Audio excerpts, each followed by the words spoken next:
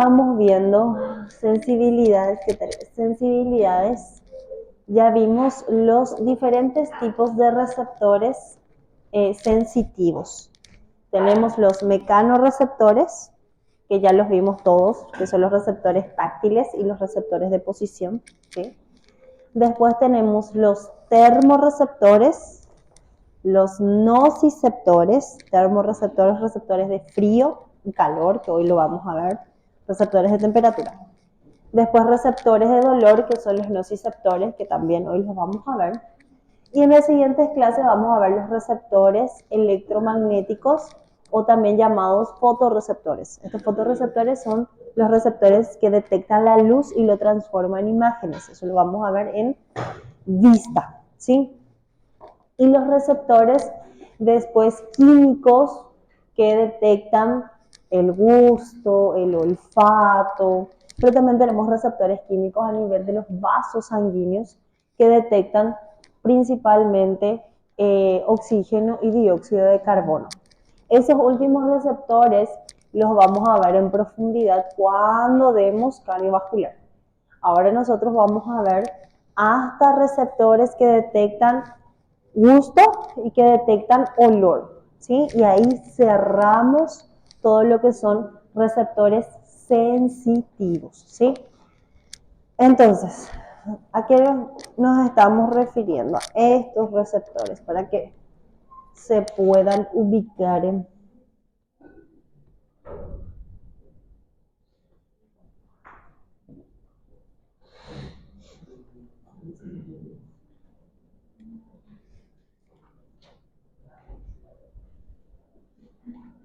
A estos receptores nosotros nos estamos refiriendo. Los mecanorreceptores ya los vimos todos, esto, que son más que nada táctil y posición. Vamos a ver estos dos, nociceptores y termorreceptores hoy. Estos van fotorreceptores, vamos a desarrollarlo en visual, y quimiorreceptores en olfato y gusto, ¿sí? Muy bien. Entonces, empecemos.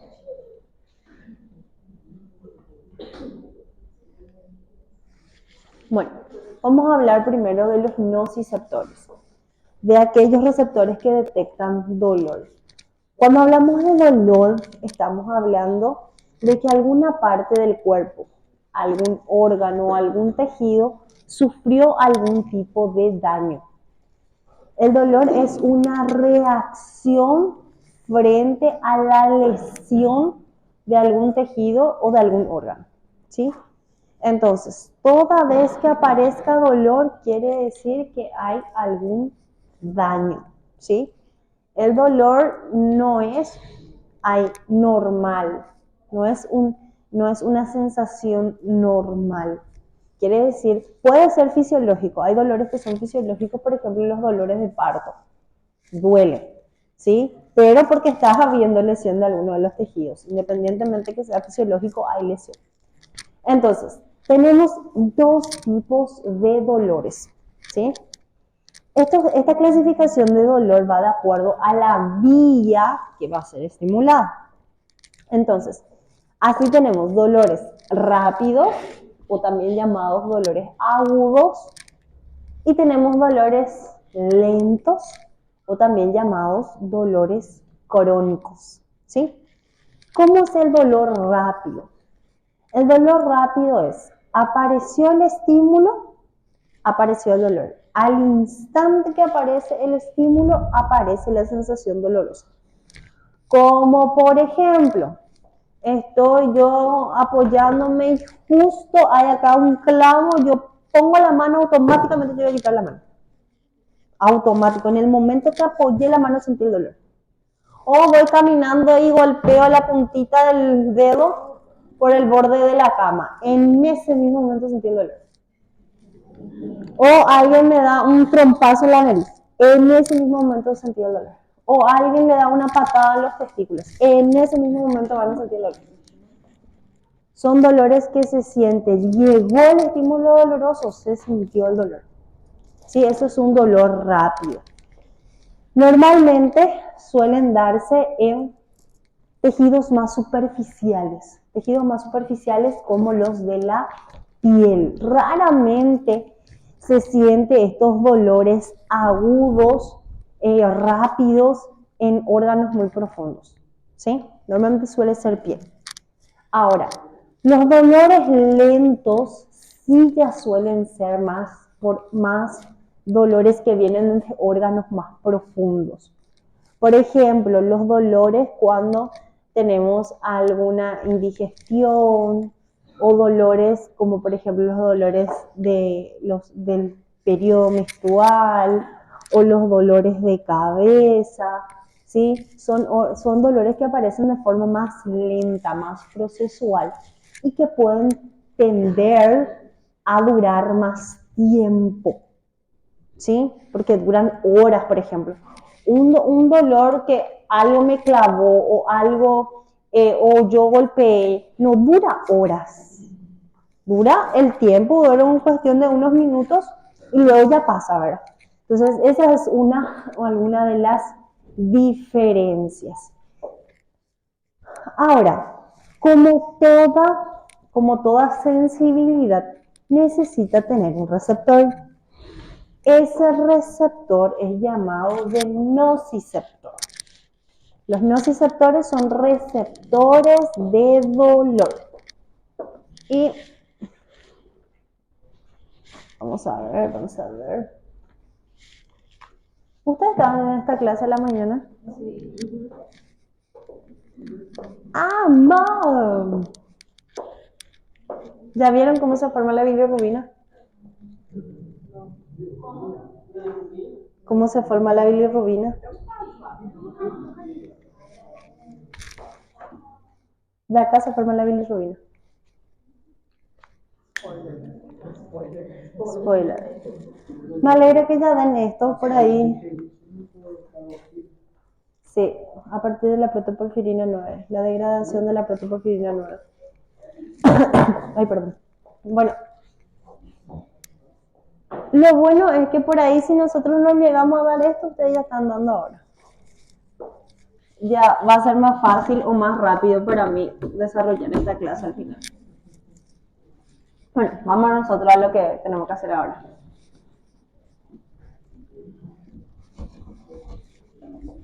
Bueno. Nosotros tenemos estímulos.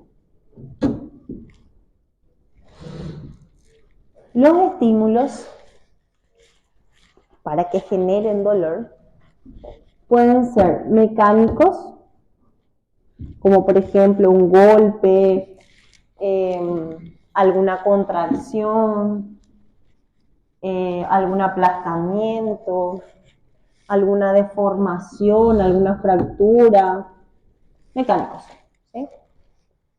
Pueden ser también térmicos. El frío extremo o el calor extremo genera dolor. Puede ser también químicos que generan nuestro propio cuerpo o químicos externos. O no sé, tocas una soda cáustica, te va a doler, te va a quemar, ¿sí? Y también pueden ser isquémicos. ¿Saben lo que es la isquemia?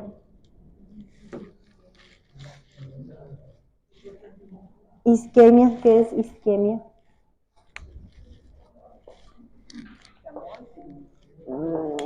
Todavía no. Isquemia. ¿Cuál es la definición de isquemia? Disminución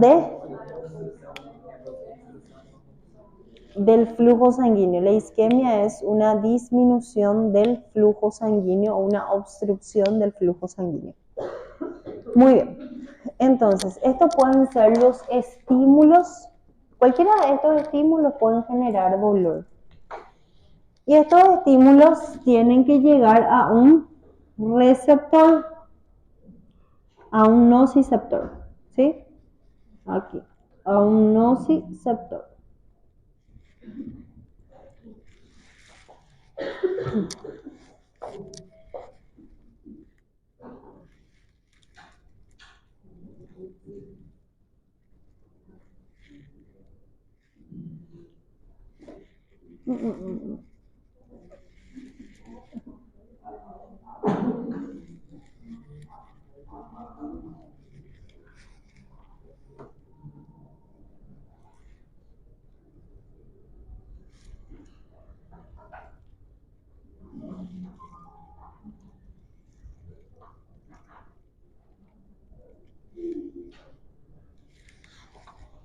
Bueno, nos tenemos raíz anterior, raíz posterior que tiene un ganglio y luego estos se unen y forman el nervio raquídeo. ¿Sí? Muy bien. Cuando cualquiera de estos estímulos, ya sea mecánico, ya sea térmico, químico, isquémico, llegan a estimular a las fibras nociceptoras o a los receptores de dolor, cuando lo estimulan, ¿qué va a pasar? Este receptor que recibió el estímulo, que puede ser cualquiera de estos estímulos, mientras esté el estímulo presente, el receptor va a enviar la información dolorosa al sistema nervioso central. Esté presente el estímulo, el receptor envía información. A ese tipo de receptores se le llama receptores de adaptación lenta. ¿Qué quiere decir? Los receptores de adaptación rápida, recuerden que son, mientras está el estímulo presente, si está el estímulo presente, el receptor va a enviar la información rápida y después ya no vamos a enviar, porque ya se adaptó. Por más que esté el estímulo. Ahora, los receptores de adaptación lenta es, si está el estímulo presente, el receptor va a enviar la información una y otra y otra y otra vez mientras esté presente el estímulo. No se adecua, no se adapta a ese estímulo. Adaptación es cuando, por más que esté presente, ya me da igual, porque ya me acostumbré. ¿Sí? Entonces, los receptores del dolor son receptores de adaptación lenta. Si está el estímulo presente, este receptor va a enviar información. ¿Sí? Entonces, ya tenemos los estímulos, ya sabemos que los receptores de dolor son un tipo de receptor que se llaman determinaciones libres. ¿Recuerdan los receptores de terminaciones libres? Vamos acá a mirarlos. Receptores de terminación libre.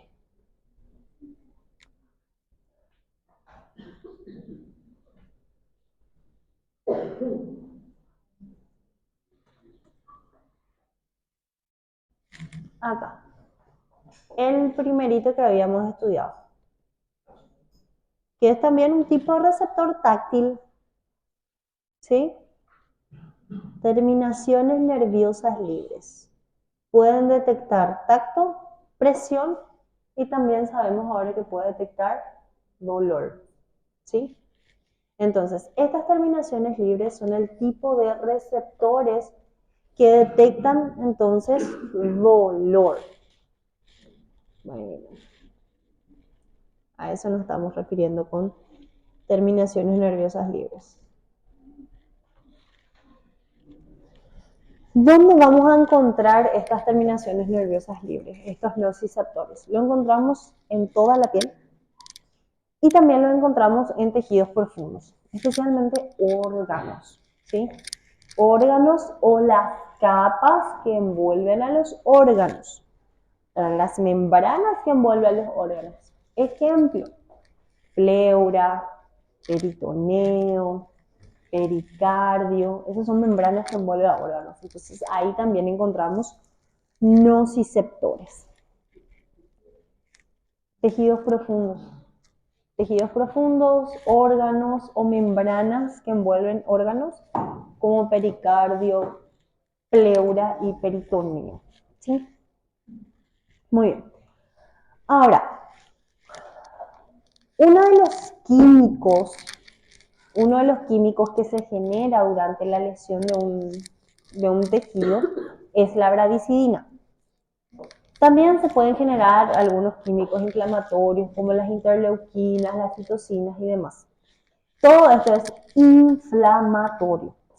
Se produce cuando hay lesión de algún órgano o de algún tejido y es inflamatorio.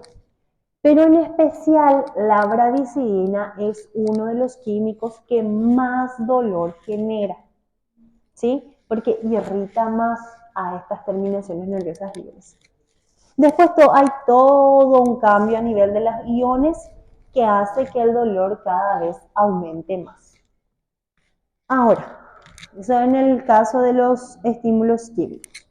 En el caso de los estímulos isquémicos, ya dijimos que isquemia es la disminución u obstrucción del flujo sanguíneo. Ahora, si nosotros cortamos el flujo sanguíneo ¿qué lleva a los órganos? ¿Cuál es la función del flujo sanguíneo? Oxigenación y nutrientes. Si nosotros le cortamos la oxigenación o si disminuye la oxigenación, ¿cómo se llama la disminución del oxígeno en sangre? Hipoxia. Ok. Nosotros estudiamos metabolismo, en bioquímica ustedes suelen ver metabolismo aeróbico y metabolismo anaeróbico. Si para los diferentes metabolismos se utiliza oxígeno, ahí tenemos todo el ciclo de la glicólisis, ciclo de Krebs, nada. Ahora, si falta oxígeno, ¿qué vía va a agarrar para el metabolismo? Una vía anaeróbica, ¿sí? El metabolismo anaeróbico. ¿Cuál es el producto del metabolismo anaeróbico? El ácido láctico. Y es ácido. Y el ácido estimula a nociceptores generando dolor. Por eso es que durante los infartos, en los infartos lo que pasa es una obstrucción normalmente de alguna arteria. Si se obstruye la arteria, disminuye el paso de sangre, por ende disminuye el oxígeno y aparece un dolor fuerte, un fuerte dolor. Es un tipo de dolor lento, de aparición lenta, pero es un tipo de dolor, uno de los más fuertes. ¿Por qué?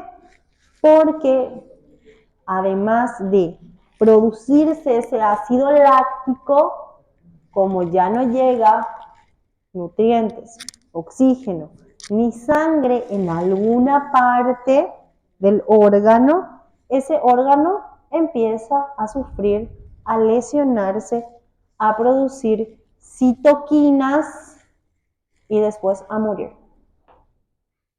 Entonces, de ahí se genera el dolor, ¿sí? Ahora, no hace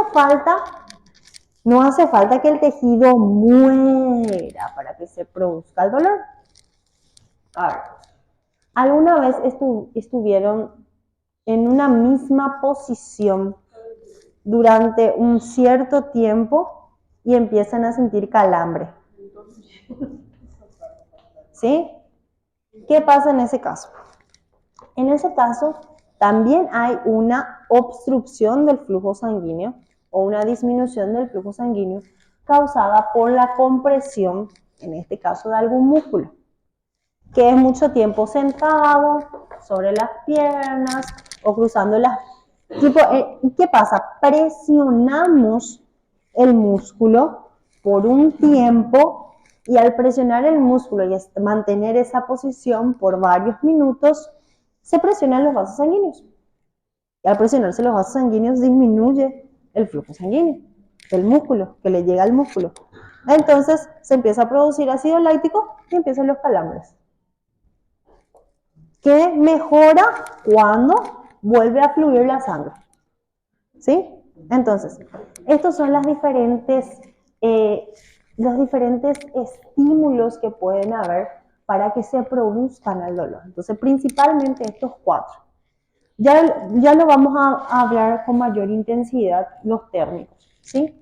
Pero los mecánicos, por la compresión, el golpe, la fractura, la lesión de algún órgano, los químicos, que ya los vimos que se producen estas sustancias inflamatorias, citoquinas, bradicidinas, interleucinas, y los isquémicos, que ya lo vimos que es por la falta de oxigenación que finalmente produce ácido láctico, ¿sí?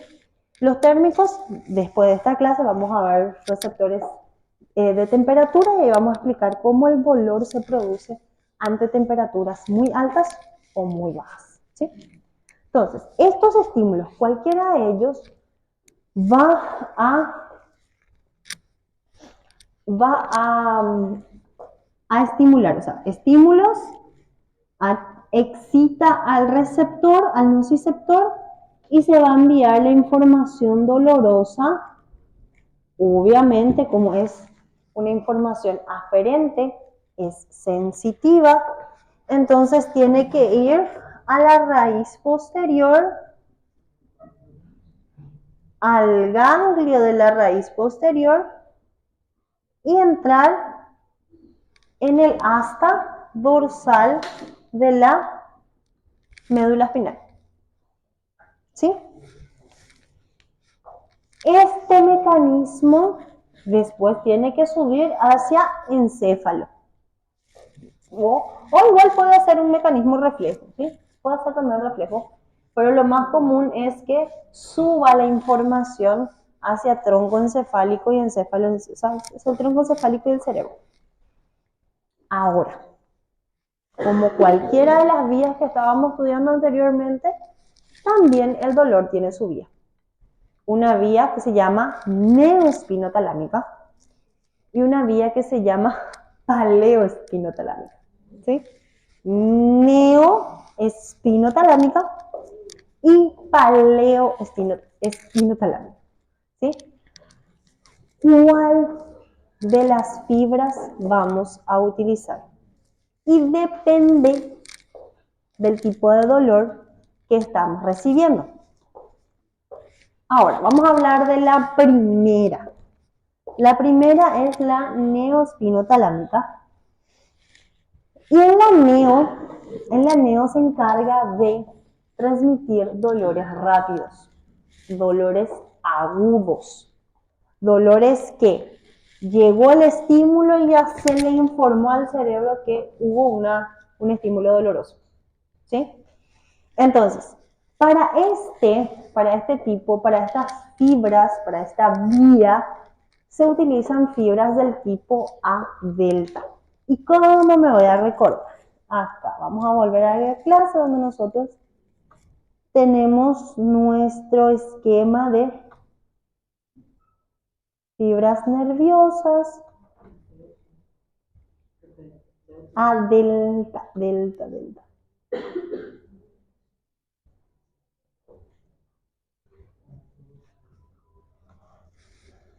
Acá, fíjense. Acá, ¿qué dice? Dolor y escozor, que sería un dolor, pero en forma de que arde, un dolor que quema, ¿sí? Y tenemos acá dolor fijo y continuo. Para los dolores rápidos, para los dolores agudos, se utilizan fibras A delta, ¿sí? Para los dolores lentos, pero dolores persistentes, se utilizan las fibras tipo C, ¿sí? Entonces, si me siguen acá,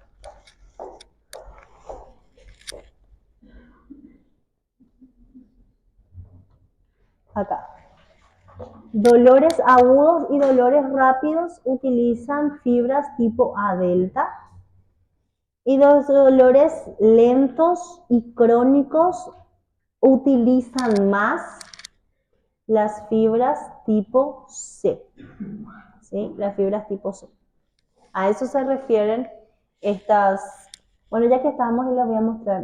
Fíjense que frío utiliza A delta y tipo C, y el calor utiliza más tipo C. ¿sí? Ya vamos a ver después los de temperatura, frío, calor, y ahí vamos a volver a mirar esta tabla.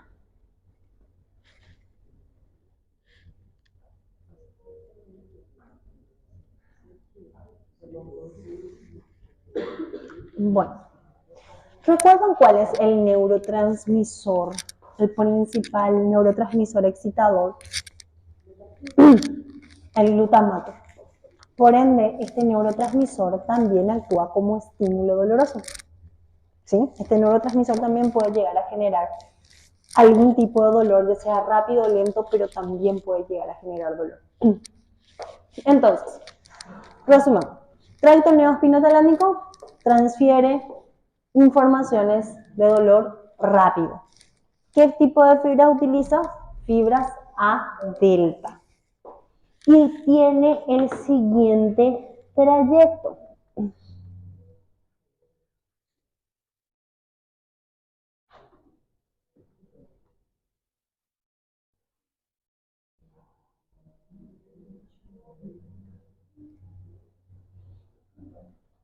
Ah,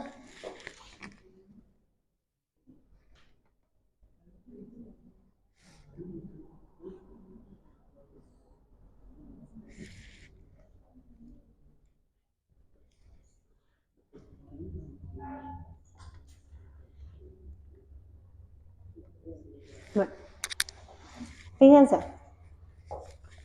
dolores rápidos, ¿sí?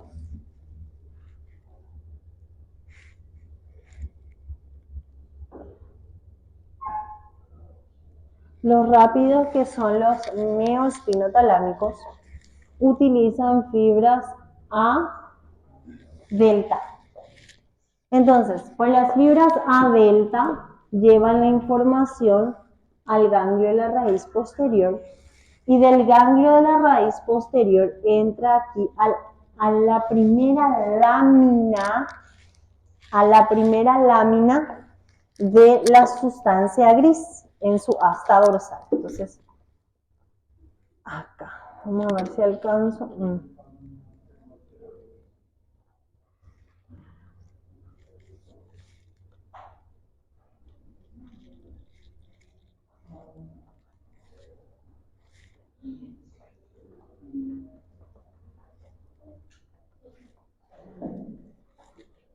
Ahí.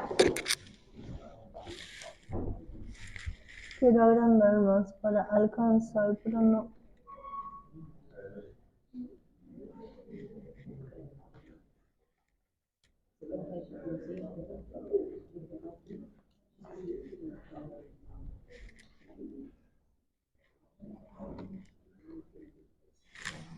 Acá.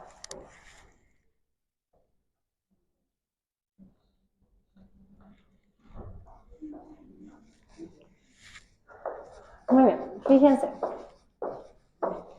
Las fibras de dolor rápido son estas, las que están allá.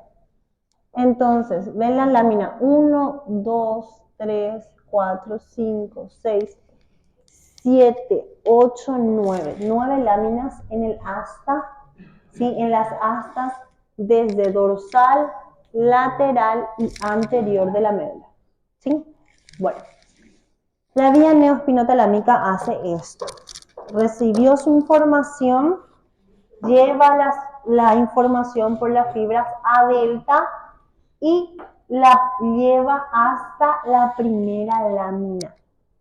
¿Sí? La primera lámina del asta dorsal de la sustancia gris de la médula espinal. ¿Me siguen ahí? Lleva la información hasta la lámina 1 de la asta dorsal de la sustancia gris de la médula espinal. ¿Sí? Muy bien. A partir de acá, fíjense, no es esta, es estas fibras. ¿Sí? Entonces, el ganglio de la raíz posterior, quiero acercar más.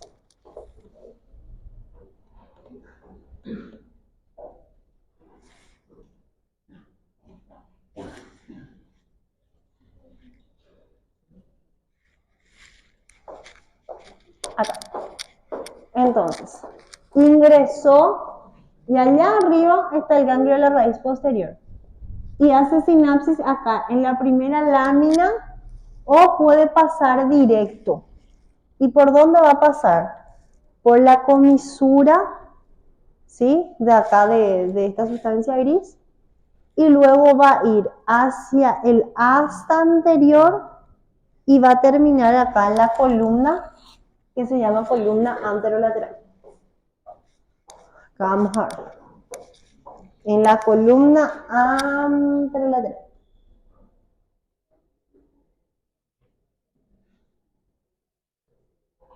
¿Sí?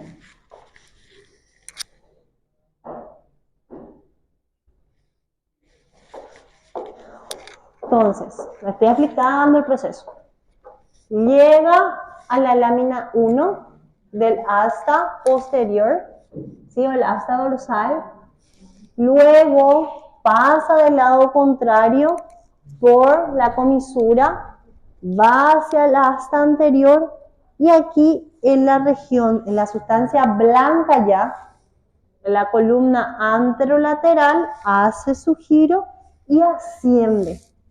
¿A dónde se va a ir? Hacia el tronco encefálico, porque esta es médula. Sube hacia tronco.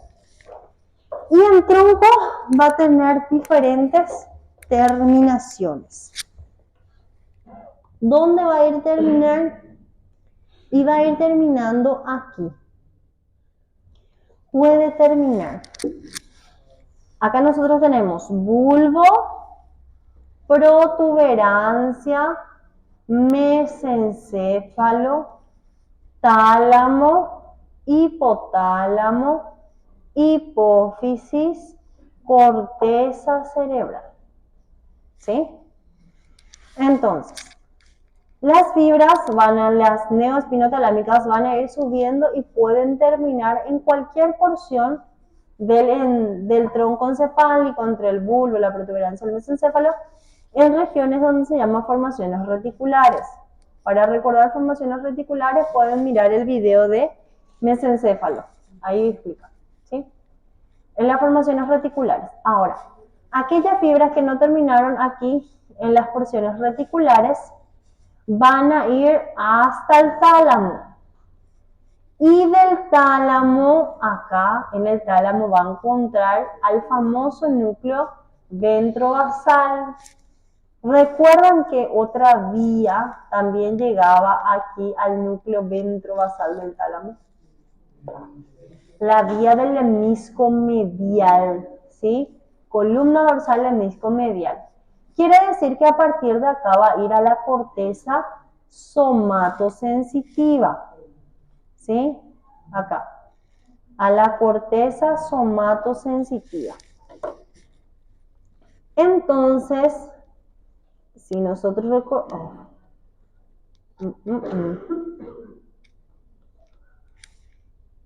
Quiero agrandar más.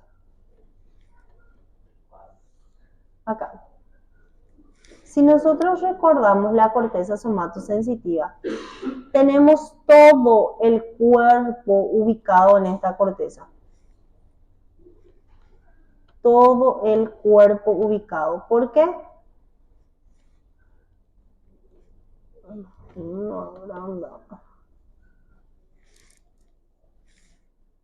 Acá. Entonces, el dolor, si estimula, por ejemplo, esta región, quiere decir que voy a saber exactamente en qué parte de la lengua fue dada la lesión, el estímulo doloroso. Si lo pongo, por ejemplo, si hago una aguja en la punta de mi dedo, ¿sí? Y va por esta vía, yo voy a detectar, fue en esta porción de mi dedito. ¿Qué quiere decir? Que esta vía neoespinotalámica es una vía que tiene una precisión exacta de la localización del dolor, porque termina justamente en esta corteza somatosensitiva.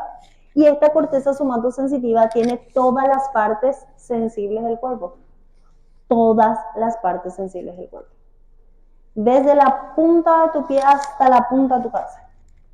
¿Sí? Entonces, podemos decir que la vía neospinotalámica es una vía que es altamente precisa en localización. ¿Sí?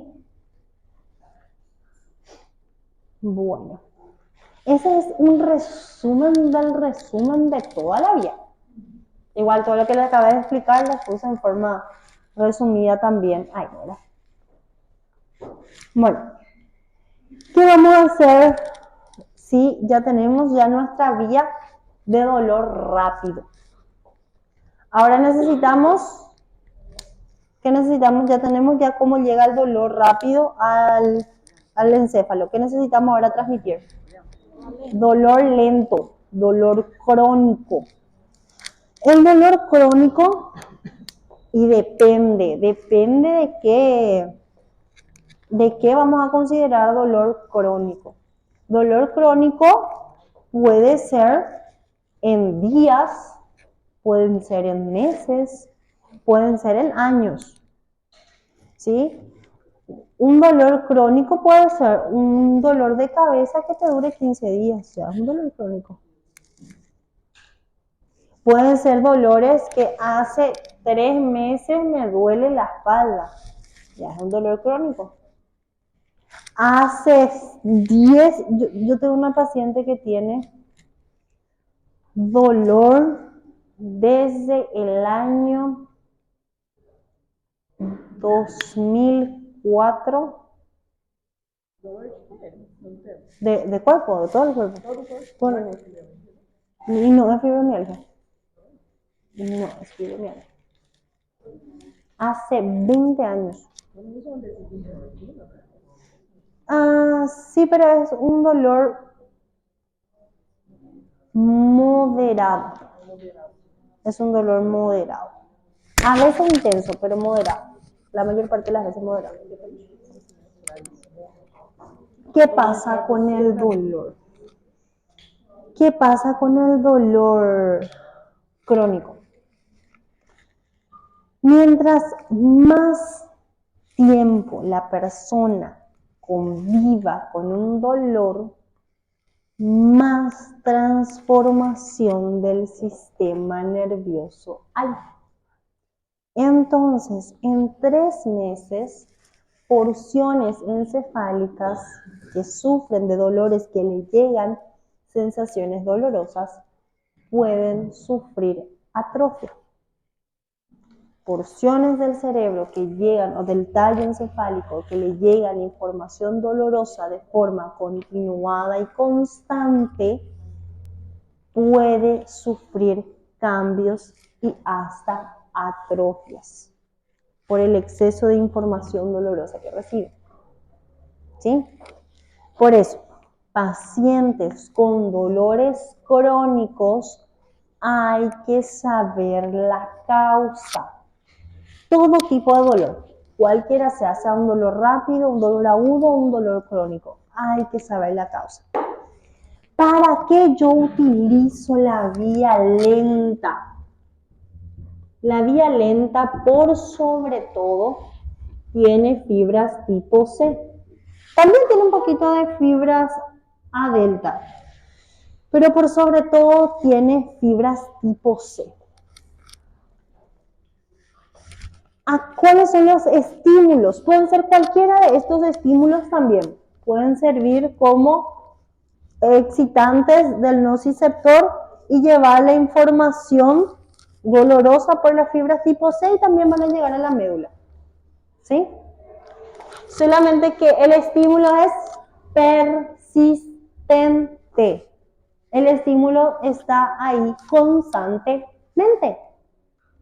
No se elimina, recuérdense que los receptores de dolor no se adaptan al dolor. Si está presente el estímulo, te va a doler. Entonces, ¿qué me obliga? ¿Sí? Porque es estimula. En algún momento, esta fibra se va a volver hipersensible. Y lo que antes necesitaba un umbral, porque esto se va sumando, tiene la sumación, Y lo que antes era, necesitaba grandes umbrales para que se desencadene el dolor, ahora cualquier toquecito ya es un dolor excesivo. Porque está hiperexcitado el receptor. Entonces, para personas, especialmente para las personas que sufren de dolores crónicos o dolores de larga data, lo que vos le tocás así la piel, ay, me duele, le tocás el cabello, ay, me duele. Pero si es apenas un cafuné, pero a mí me duele. Y no es un paciente que está exagerando. Y es un paciente que no se le cree, porque siempre le duele todo. Es el paciente que siempre se queja de dolor. Y que la familia ya está cansada porque siempre le duele algo. Y la familia ya no le cree. Lo que no sabe es que ese cerebro ya está hiper mega sufrido. ¿Entienden? Entonces, que usted...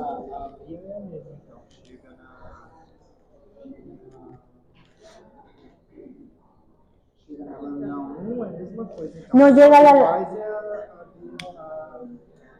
A soma de dor. No, llega por otra vía. Ya vamos a ir al trayecto, pero vamos a ver primero por qué. ¿Sí? Bueno, el tipo de neurotransmisor que utiliza esta vía lenta también es el glutamato y también otro neurotransmisor llamado sustancia P, que es bastante inflamatoria y irritativa. ¿Qué pasa? En este tipo de dolor, el dolor es, acá en el dolor rápido, puede ser desde un dolor lento a un dolor severo, pero dura poco tiempo. En esta vía rápida puede ser el dolor, porque la escala de dolor es leve, moderado y severo. Del 1 al 10, 1 siendo una molestia, 10 siendo un dolor insoportable. Entonces, dolores agudos, dolores rápidos puede ir leve, moderado o severo, pero dura poco. El dolor crónico es de moderado a severo, no es un dolor leve. Es de moderado a severo, pero es constante. Quiere decir que le duele todo el tiempo. ¿Sí?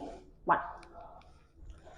Ahora, ¿cuál, por ejemplo, podría ser un tipo de dolor crónico? Ya lo dijo la compañera, una fibromialgia. Una hernia de disco que produce alteraciones nerviosas o dolores, no se llaman dolores nerviosos, se llaman neuropáticos. Los dolores por lesión de los nervios se llaman dolores neuropáticos. Pacientes oncológicos, pacientes que tienen esto de hernia de disco, pacientes dolores crónicos con crisis de migraña, jaqueca.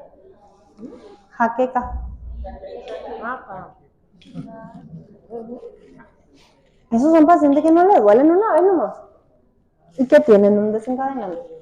¿Quién sufre acá de migraña?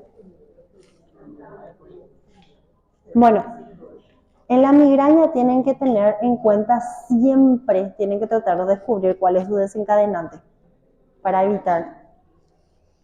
El desencadenante de la migraña puede ser chocolate, café, mate, olores muy fuertes o sabores muy fuertes, estrés. Entonces, en la migraña siempre hay un desencadenante que tienen que saber cuál es. ¿Para qué? Porque la migraña tiene dos procesos, o sea, dos facetas.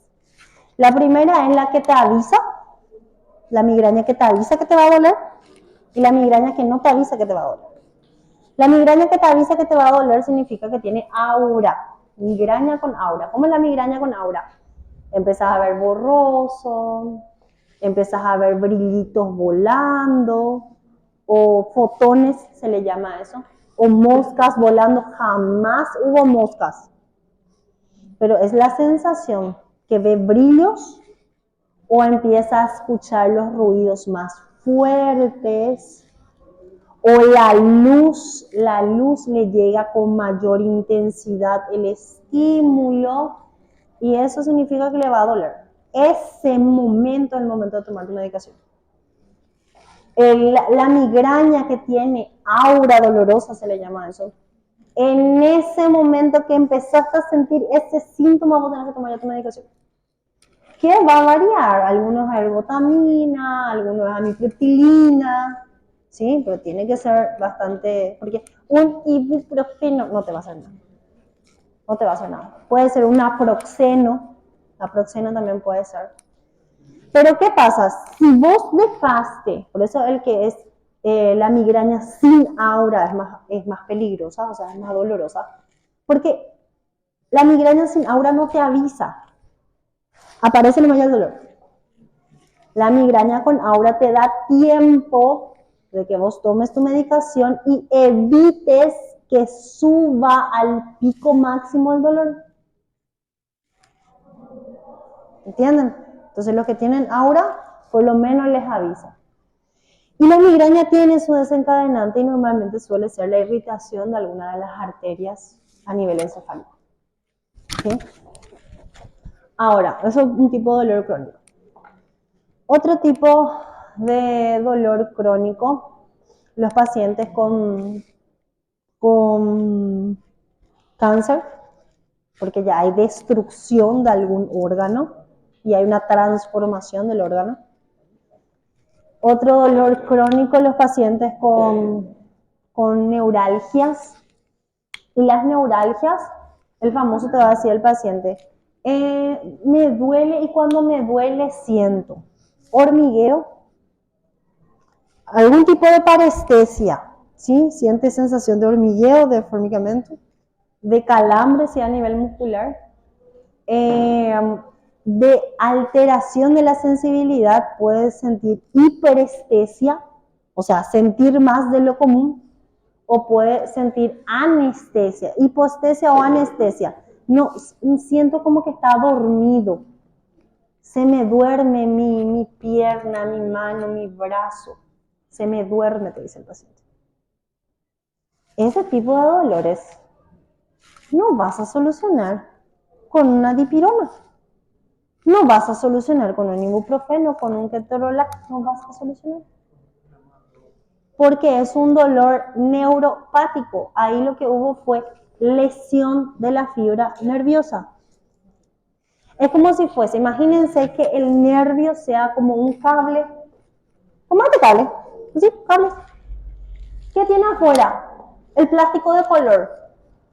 Adentro de ese plástico de color que hay pequeñas fibrillas de cobre, ¿sí?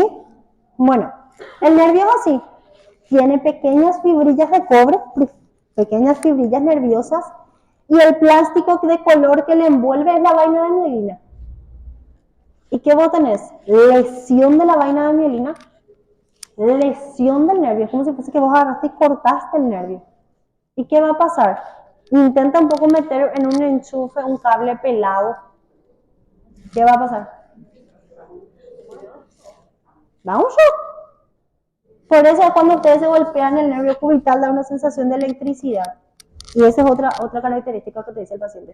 Siento que me corre electricidad. Eso es dolor nervioso. Y hay que saber diferenciar los tipos de dolor. Cuándo es un dolor inflamatorio, cuándo es un dolor neuropático, cuándo es un dolor visceral, porque no siempre es el mismo tratamiento.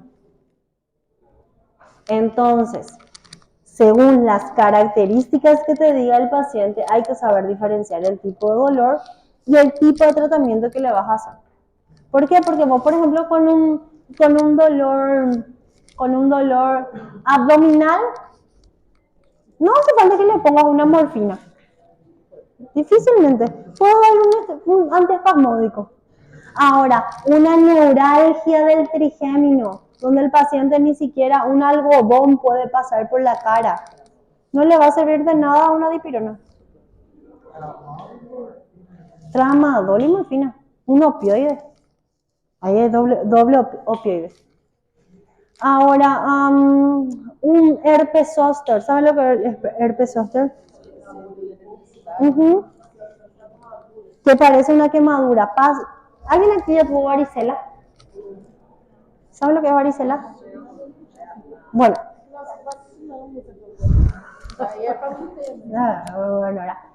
Bueno, aquellos pacientes que no se vacunaron o que sí tuvieron varicela. El virus de la varicela se transforma en virus del herpes zóster. ¿Y a qué edad tenemos varicela? ¿A qué edad se tiene varicela? 5, 6, 7, 8, 9 años, ¿verdad?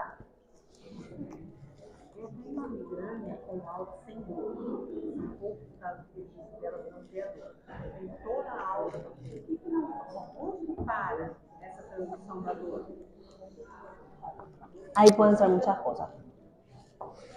Porque si tenés todas las alteraciones y no tenés dolor, no tomas antidepresivos. Há muitos anos, sempre foi assim. Tem a aura, inclusive até formigamento, depois. E depois eu tenho como se eu tivesse tido enxaqueca. Você virar assim, doer, tudo, mas a dor não tem. El dolor. Es el más difícil de tratar, pero el más conveniente para el paciente. Porque no sufre esos dolores intensos discapacitantes. Porque tienen que saber que el dolor es una de las causas de discapacidad primaria. O sea, muchas personas faltan a su vida diaria por dolor. Entonces, hay que ver en qué área está. Tenemos que investigar bien eso.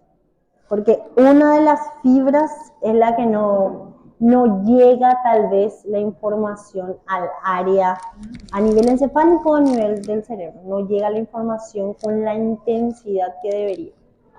Pero hay que investigar. Voy a mirar las cosas. Bueno, entonces, el que estamos en el tema del herpes zóster. Ok. El herpes zóster se guarda acá en el ganglio de la raíz posterior y llega a los 40, 50 años, esa es su edad, y hay una bajada de la inmunidad por cualquier motivo y se despertó el virus. Se despertó el virus. ¿Qué va a causar? Ese virus va a empezar a generar alteraciones a nivel del nervio y se va a trasladar por todo el nervio raquídeo, nervio espinal, y va a ir hasta la piel. Porque ¿qué pasa? Con los dolores rápidos normalmente afecta piel. Y los dolores lentos pueden afectar piel, pero también afecta órganos. Pero doctora, acá le estaba afectando la piel, entonces es un dolor rápido. No, es un dolor lento. ¿Pero por qué se afecta la piel? Porque el estímulo no llegó a la piel. El estímulo llegó al ganglio de la raíz posterior y de ahí se distribuyó hacia la piel. Y cuando llegó a la piel, el paciente, lo que primero parecía que ardor, al día siguiente se quedó rojo, hiperémico, y después de unos días empezaron a salir las ampollas. Que luego de 5 días más o menos, las ampollas explotan, sale el líquido, arde más y se seca. Se vuelve costras. Y el paciente que siente que nada se le puede acercar ni siquiera a la ropa, porque arde. Y además, sin contar como es un microorganismo, genera mucha fiebre. Pero es un dolor 10 de 10. 10 de 10 duele. Y por eso nosotros acá, no es vulgarmente, popularmente se le conoce como fuego de San Antonio. No sé qué tiene que ver el pobre San Antonio ahí.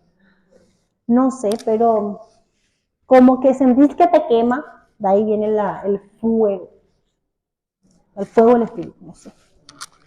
Ok, y siempre dicen que cuando supuestamente si es que se da la vuelta, te vas a morir, porque duele demasiado. ¿Y por qué? Porque se da en ciertas partes de la piel. Y ahí volvemos a lo que teníamos la clase pasada, que eran los dermatomas. Todas las clases siempre tienen una relación una con otra. Acá.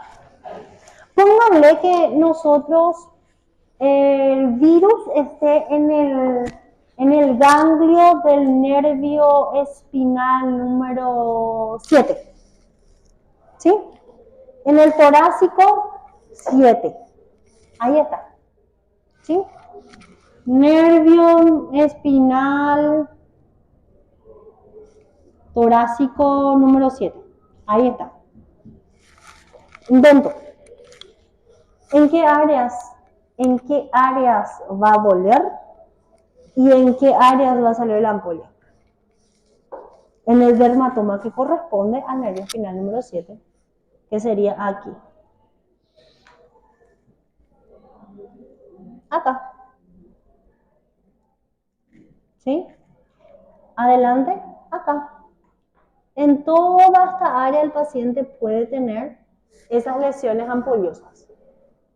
¿Por qué? Porque está siguiendo el trayecto sensitivo del nervio que tiene alojado el virus.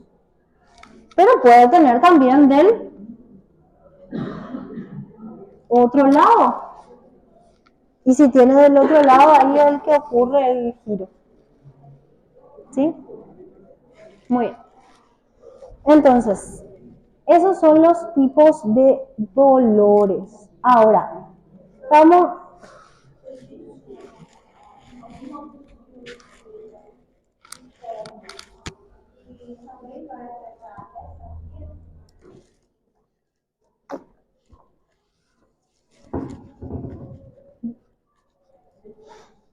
Sí, puede ser, pero no es tan común. Uh-huh.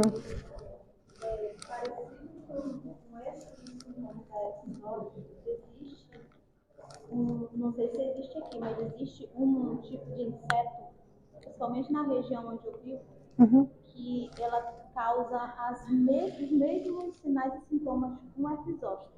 No sabes cómo se llama. Ele deposita na pele da pessoa e aí ele solta uma substância. Eu não me recordo o nome agora.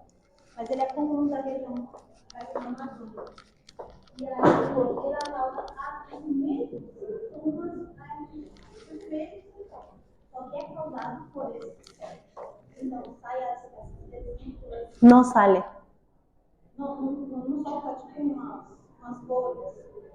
Ela solta. ¿Sí o no? Sim, que tem. É muito parecido. Porque como é causado por um agente externo, causa que permanece quase o mesmo tempo da episódio. Puede ser, ahí tenemos que ver el tipo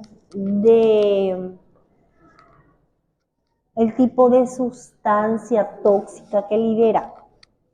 Porque capaz, tenemos que ver si sabes el nombre del insecto, va a ser bueno buscarlo.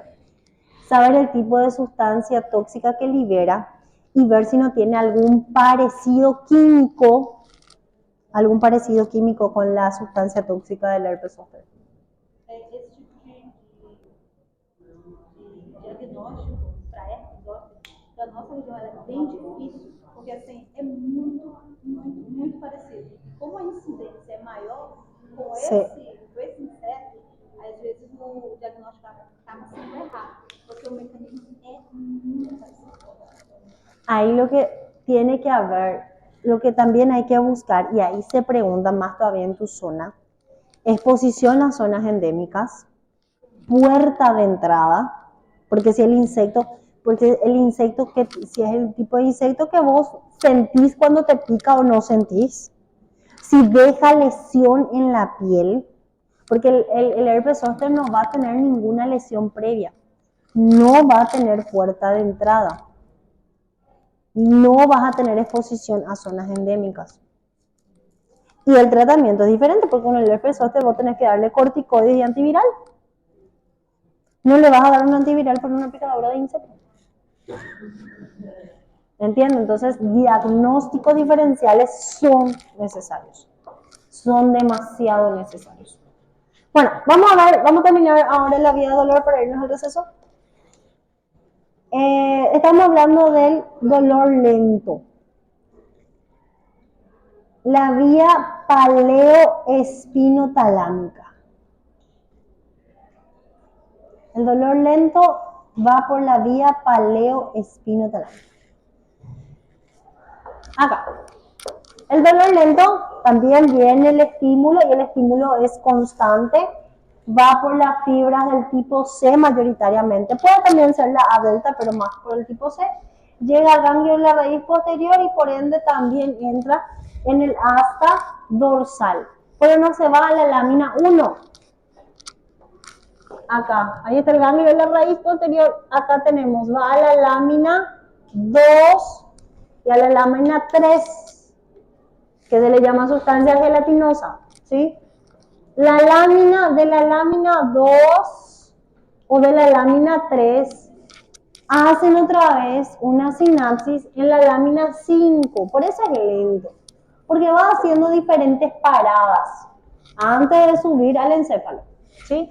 Entonces, la vía paleoespinotalámica entra también por el ganglio de la raíz posterior, por las fibras del tipo C, entra en la raíz, en el asta dorsal, ¿sí? En el asta dorsal, en la lámina 2, 3, y estas hacen otra vez sinapsis en la lámina 5, y de ahí recién cruza por la comisura anterior, cruza hacia el lado opuesto y también va por la columna anterolateral.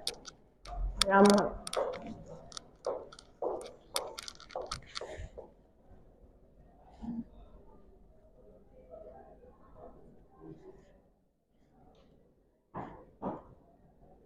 Acá.